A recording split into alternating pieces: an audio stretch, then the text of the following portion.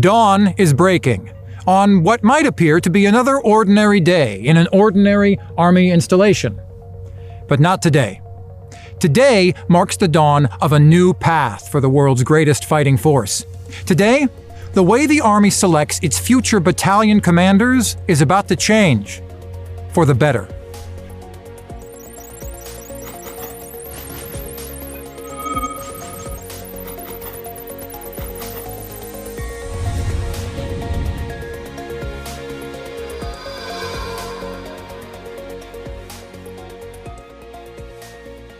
In a few hours, the first of nearly 800 officers will be arriving here. They are coming from every major Army installation in the U.S. and from every major overseas location, from the Middle East to East and Southeast Asia, from Australia to Africa, and beyond. Over 5 days, these officers, mostly majors and lieutenant colonels, will be the first to undergo a new way to determine who are best fit to be the Army's next battalion commanders. But why the change? Historically, the Army has picked its battalion commanders and officers to serve in key billets using a board to review and assign value to an officer's past performance. Much of the information considered in this process, however, relies strongly on the subjective evaluation of a senior raider. And while the insights of this raider's perception of the officer are critical, they're also limited and don't include other relevant information about the candidate. In short, for such an important decision, too much emphasis is placed on too little information. Or, as the Army Chief of Staff recently noted, right now we spend more time and money selecting a private to be in the Ranger Regiment than we do on selecting what I would argue is one of the most consequential leadership positions in the Army, our battalion commanders.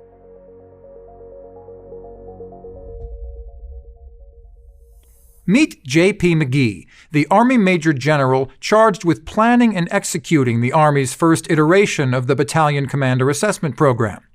General, we are sitting in the General George Patton Museum in Fort Knox, Kentucky. I want to start just by asking, what is the significance of having this conversation in this setting? Well, I think it's a great place to have this interview because I think if you look at George Patton, he was someone who had a unique set of talents. And those talents were used to excel our Army in a direction, both in peacetime and combat, to make us better ready to fight a war like World War II, and then actually win a war like World War II. So for an officer who is imbued with so many talents, it's great to be able to sit here and talk to you in his museum about how we're trying to uncover and find those talents in our officer corps today to make sure we put the right leaders in positions that can help lead our Army into the future. So, General, tell me, why did the Army decide to change how it chooses its future battalion commanders? The legacy selection system for battalion commanders in the Army has been tried and true and is a very good process. But when we took a look at it, what we realized is it relies on too little information. It wasn't that the system was bad. It's not. It's actually a very good system, and it's really fair. The question was, is this the very best way that we can pick battalion commanders, this critical position for our Army? And I think when we reviewed it, we said there are probably better ways to do it, to add more additional relevant information that might not be included on the officer evaluation report for us to make this decision for the Army about who we're going to put in charge of the sons and daughters of America. Organizations in government, industry, and professional sports have demonstrated the power of assessment-based selections to identify the best candidates to fill critical positions. Now the Army is using a similar model, tailored to the enterprise, to select battalion commanders. And like the way it considers any new weapon system or platform, the Army tested it first. You conducted a pilot program last year to validate this way of picking battalion commanders. Can you tell me about that program? All 27 officers who went through this process said that they thought this was a better way to pick battalion commanders, and the Army needed to institute it. We had a panel of 7 general officers who were the panel members in terms of doing the interview process for the candidates. All 7 general officers who participated in that said this is a better way for the Army to pick battalion commanders, and recommended that we add this as a new function.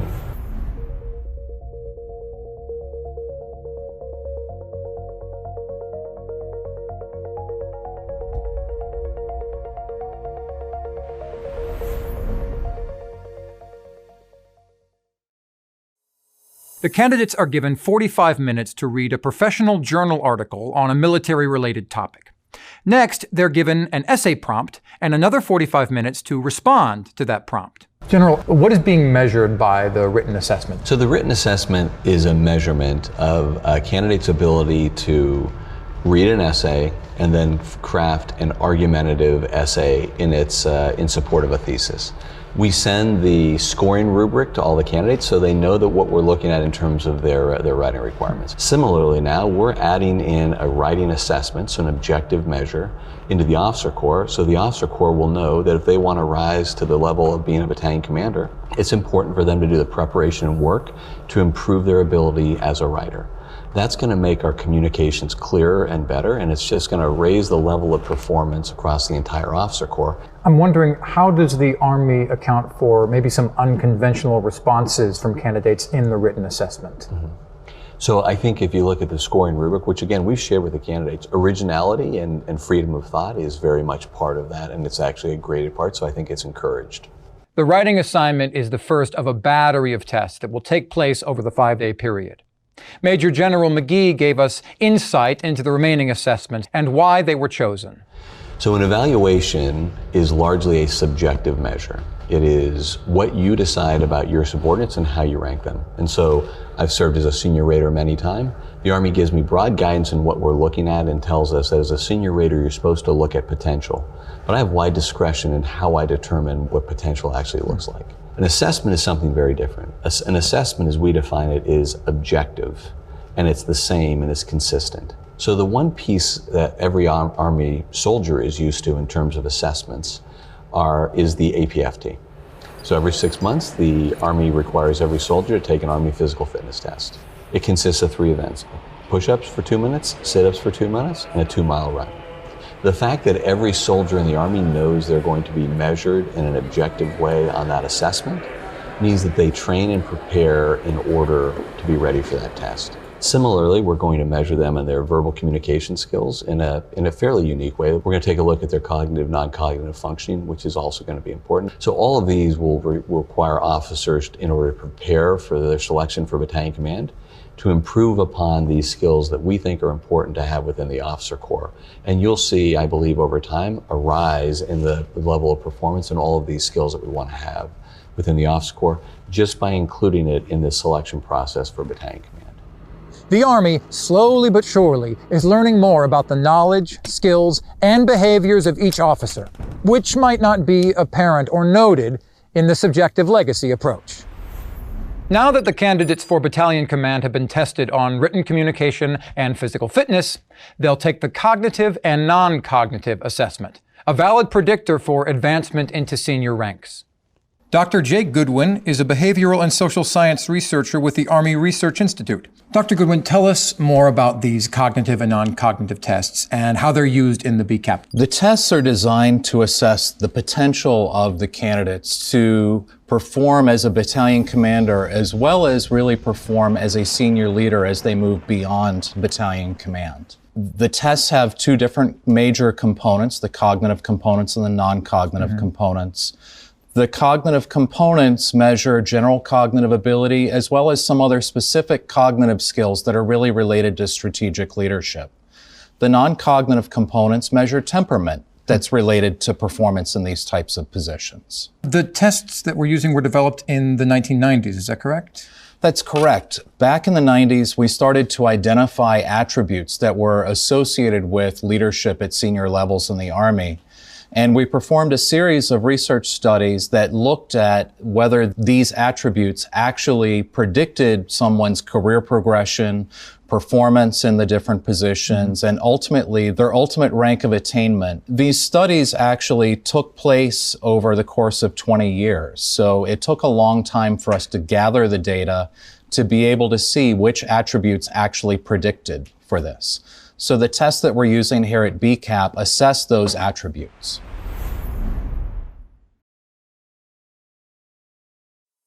While the tests these officers take are comprehensive, they don't tell a complete story about the candidates. Major General McGee noted the importance of peer and subordinate evaluations to the process. So this is the largest attempt to gather peer and subordinate feedback to help the Army make a decision in the history of the Army. What has been different is we have actually chosen who the peers and subordinates are in order to gather that information. So we've gone through the records, we've seen who you've worked with, we've seen who's worked for you, and we've sent them surveys. These surveys were deliberately smaller, so they don't take very long. The goal is for them to take about 10 to 15 minutes to fill out. They're based on different attributes and competencies we would like to see within our leaders. And then there are also a series of questions about whether these leaders possess counterproductive leadership traits and how frequently they actually manifest them. What do you say to critics who would consider the peer and subordinate evaluations a popularity contest? I understand where those critics would be concerned about whether you have been unpopular sometimes as a leader, whether that would be something that we would consider. And I also understand that sometimes there's a line between whether you're a hard leader who has high standards or someone who's certainly crossed that line. And where that line exists is fairly subjective. I think it is also fair to be concerned that if somebody had a bad experience, maybe it was a low-performing officer who had to be counseled or didn't receive a good evaluation from that officer, that officer would tend to use this tool in order to gain some form of retribution on the officer.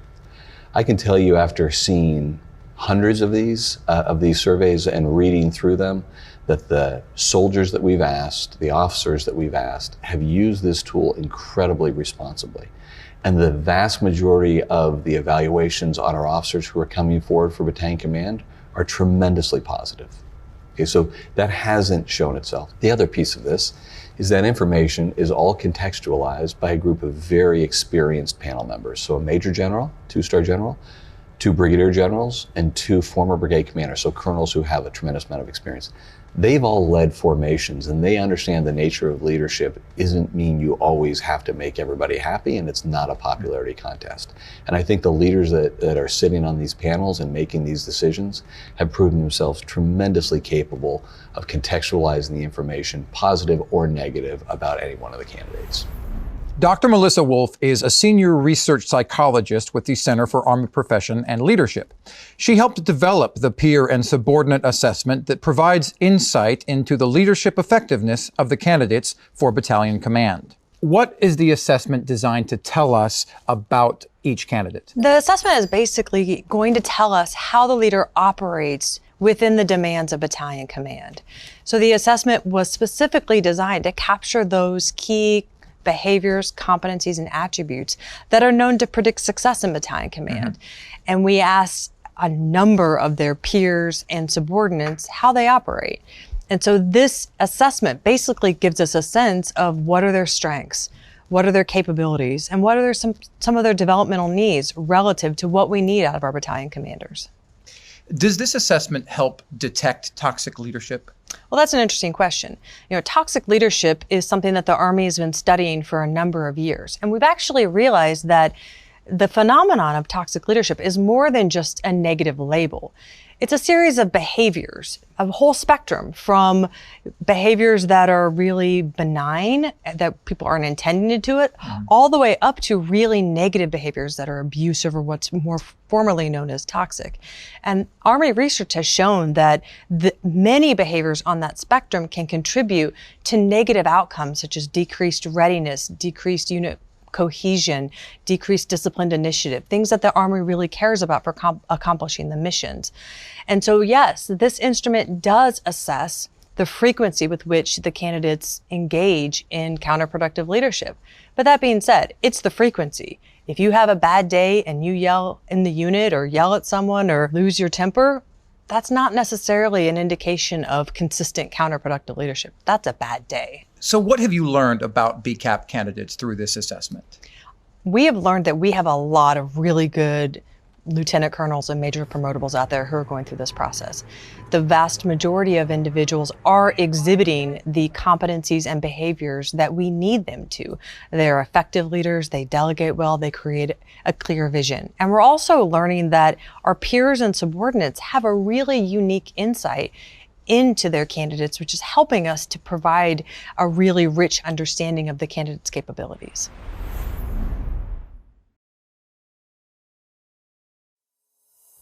To Dr. Wolf's point about using subordinates and peers to assess leadership effectiveness, this is only one of many areas considered during the psychological assessment. And as Major General McGee noted, This is the single largest gathering of operational psychologists in the Army. With me now are three of them. Colonel Jeffrey McNeil is Director of Psychological Applications for the U.S. Army Special Operations Command and Lead Operational Psychologist for the Battalion Commander Assessment Program. Next, Master Sergeant Ivan Vasquez, Senior Operational NCO, and Major Garen Davenport, Lead Operations Officer for the Assessment Program. Each of you have different roles within the psychological assessment portion of the program, but I want to ask some general questions. Colonel, what is significant about this effort on behalf of the operational psychologists? I think the first thing that stands out in significance is that we have a team of 35 operational psychologists and operational psychology NCOs from across the Army that have come together for this, and it's really unprecedented to have this many psychologists and operational psych NCOs to support an assessment program.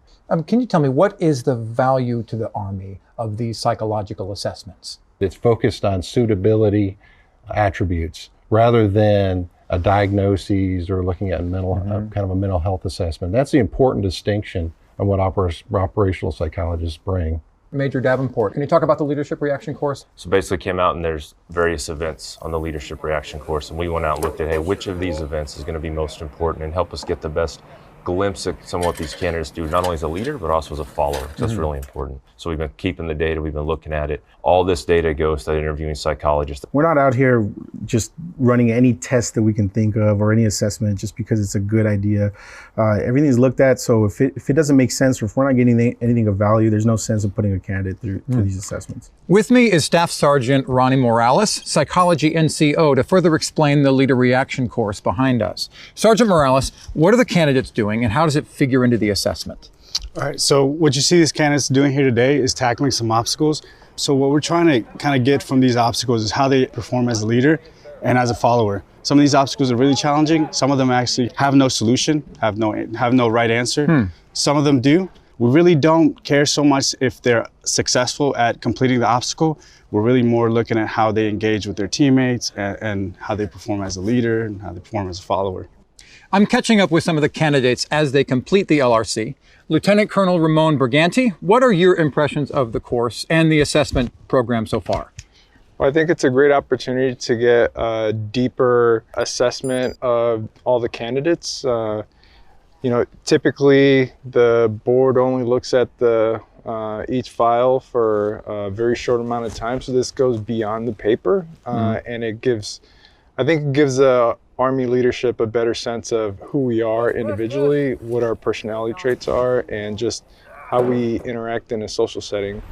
No assessment for a battalion command posting would be complete without understanding each candidate's leadership capabilities. But what exactly are the psychologists looking for? Major Jess Harmon is one of them. Dr. Harmon, can you tell me what kind of questions the candidates can expect and what you're trying to learn from those questions? The candidates can expect questions related to their personal and professional backgrounds, their military history, as well as questions about how they perceive themselves and how they interact in their environments outside of BCAP. The purpose of the question is to help the panel members gain information in a limited amount of time to make a decision on their potential for battalion command. Can you tell me how this assessment differs from other assessments that you've done or that the Army has conducted in the past? This is not a medical assessment, nor is it a mental health assessment. This is used for purposes of personnel selection for battalion command and future potential. What value does this program have for the Army? It allows each candidate an opportunity, more time with the individuals who are making a decision on their future career. And so instead of it being just a packet that's being reviewed, they have the opportunity to sit down and talk through their strengths, their weaknesses, who they are and how they've come here and why it's important for them to move forward. And so I think it gives a candidate an opportunity to share more information as they move forward and a more holistic approach of each candidate as they're being selected for battalion command.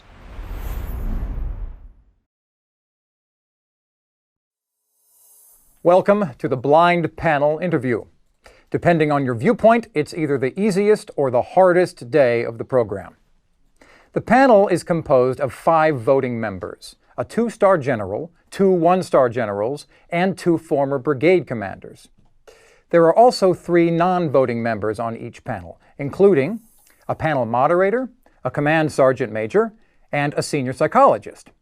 The panel sits on one side of the partition, The candidate sits on the other.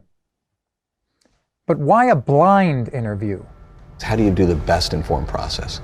And we saw a few studies that have been on symphonies. What we found is within symphonies is that when they would audition for new members to join the symphony, they would find that when they would bring someone in, they would have someone play a cello, they would be all evaluated and looked at. The panel members would all vote the proficiency of that cello player in a certain sort of scoring system.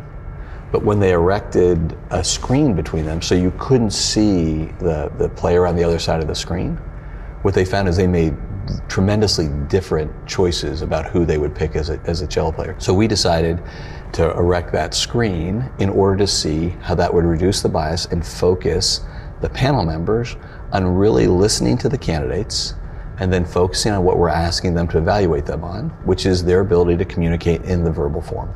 The other great thing about having that screen between the candidate and the panel is it allows that candidate to be able to speak, I think, more freely about some of the issues that come up, not worrying about looking at the panel members, not being distracted by any of their gestures. What information does the panel have about the candidates during that blind panel interview? We try to present the relevant information to the panel members so they can make the best informed decision. So they get a holistic view of the candidate based on the psychometric assessments that have been done and the psychological interview. They are able to look at the peer and subordinate feedback that is incorporated in the file of the candidate. They're able to look in a tiered fashion at how the candidates have done on all the assessments that we ran for them. Over 100 senior Army officers representing units from around the Army serve on the panel. With me are Major General Paul Calvert, Colonel Joe Locke, and Major General Raul Escribano. So can you tell us how the information on this panel differs from other panels you participated in the past? There's a lot more information that is provided to you in terms of cognitive assessments that you don't have as a part of the selection board process, the way we have done them in the past. I think the information is much richer, but the identity of the officer that is coming before the panel, you don't know. You don't know their background. You don't know their branch. So it's really a blind on blind panel. In the past, it was all about a file review. This time you get to ask questions. We go back to their behavior at a situation. We see how they behave back in that situation.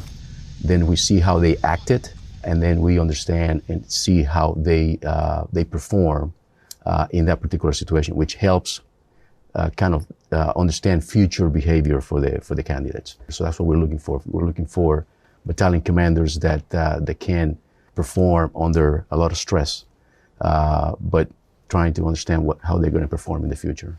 Colonel, can you tell me why you think this process, or if you think it should be used for other selection processes in the future for the Army? Yeah, I think it's got application there. I'll tell you though, if you think about just the level of importance it is for selecting battalion commanders and the degree of impact that they have on the day-to-day lives of all of our soldiers. If we invest significant amount of time here picking the right guys for battalion command, the pool of people that can command brigades or command at higher levels is much, much higher. So I think if we get this right, it has just second and third order effects that can't even be measured yet.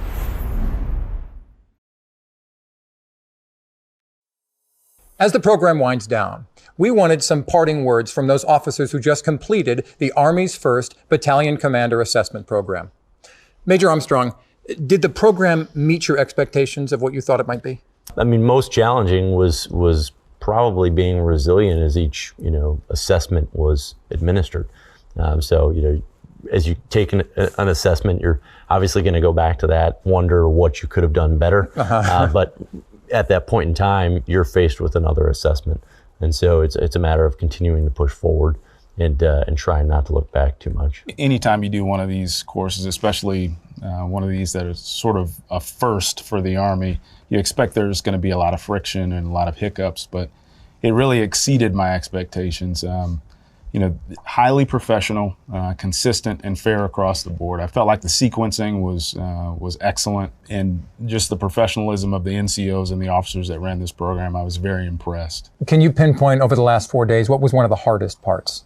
I think one of the hardest parts was probably some of the lengthy assessments that we did. I mean, they really sort of dig deep into some of the areas, psychological assessments, cognitive and non-cognitive assessments. But these are all great indicators and lots of data that we can collect over time to where we can make better decisions to put the right people in the right places at the right time.